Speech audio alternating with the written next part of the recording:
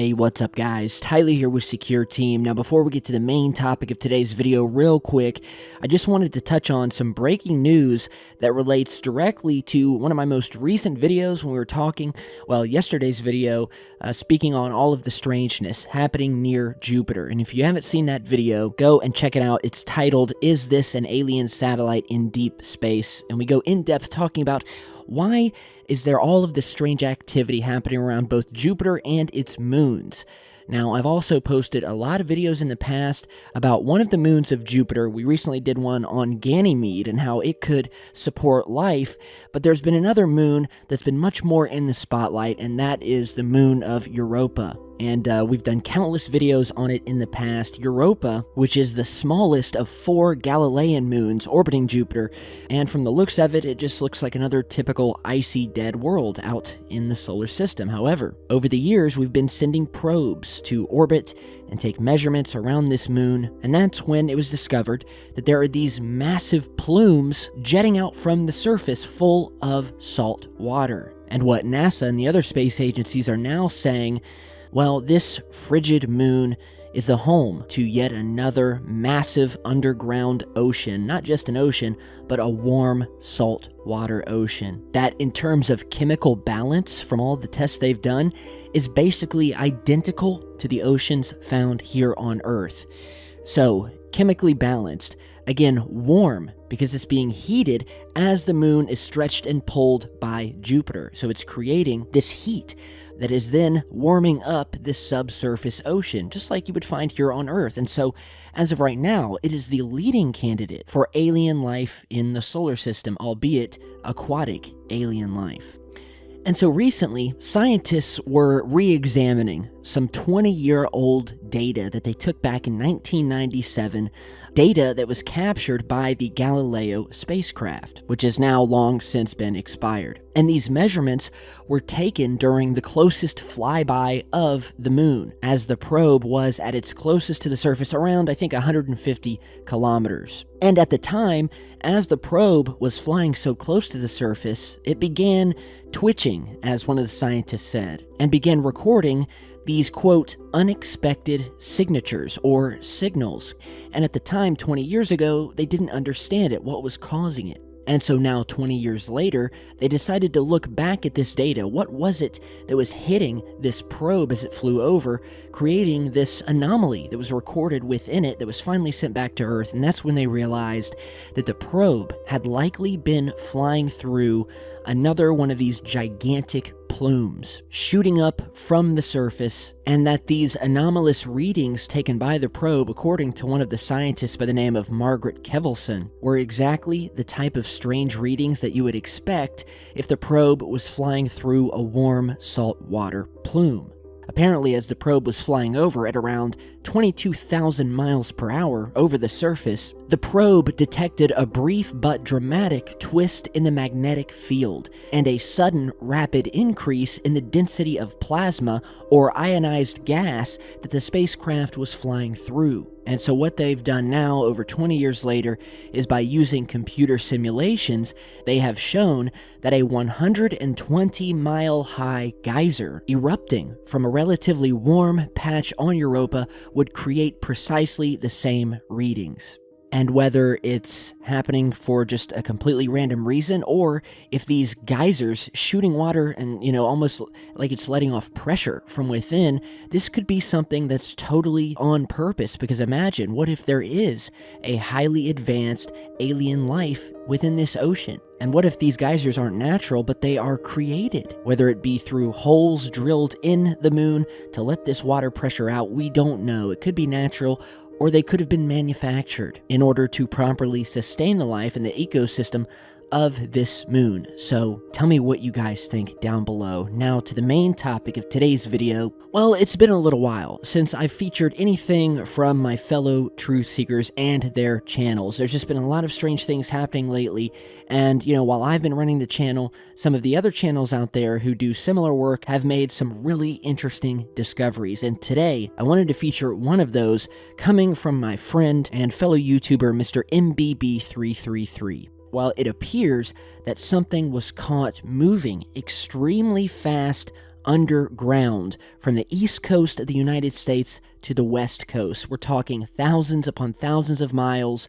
Something was moving underground, and it was picked up by seismographs stretching across the entire United States. It was picked up on almost every one of them, if not every one. And so I want you guys to check out this clip from that full video here. For an earthquake of this size, let's say that this is about maybe a 2-pointer. It would not be registering on seismos 3,000 miles away. There you're looking at Pennsylvania at right at 50. Okay? And it moves across the state, or the country. It's easy to read. Here it's in Arizona the following hour, 8 minutes later. Not an hour later, but it's in the next hour, 8 minutes, well, actually in some cases, 18 minutes later. Indiana, 53 past the hour. Tennessee, 54 past the hour. Ohio, 53, 52 past the hour. Michigan, 52 past the hour. Minnesota, around 57, 58 past the hour. Texas, 2 into the next hour. There's hardly any difference, and it traveled, what, a couple thousand miles, and it maintained the same type of strength on the seismograph? That's not an earthquake. That's some sort of a strange energy wave that went all the way across the country. Here's the state of Washington at nearly 9 into the next hour. So you're talking 19 minutes it traveled from coast to coast. Strange energy wave. Here it is in Idaho, around 7 minutes past the hour of 3. This is in the 2 o'clock hour. At the end of the 2 o'clock hour at 2:55 in Wisconsin, 2:56. Over in Idaho, 3:05. Okay, so how is that for a head scratcher? Whether you want to call it something moving, whether you want to call it an energy wave moving below the surface, something was picked up on seismographs moving from one end of the United States to the other in just 19 minutes. In what was described by Mr. MBB3 as a strange ground pulse, traveling nearly 3,000 miles in a matter of minutes, and that could be tracked on these seismographs that are normally used to track and measure earthquakes that happen, although this was a different kind of energy. This was not earthquake energy. And so, this is an amazing finding by Mr. MBB.